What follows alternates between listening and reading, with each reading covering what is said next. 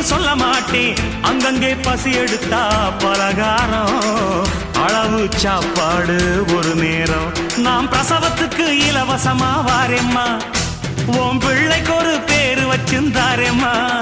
நாம் பிரசவத்துக்கு இலவசமா வாரேம்மா, உன் பிள்ளைக்கு ஒரு பேரு வச்சிருந்தாரேம்மா.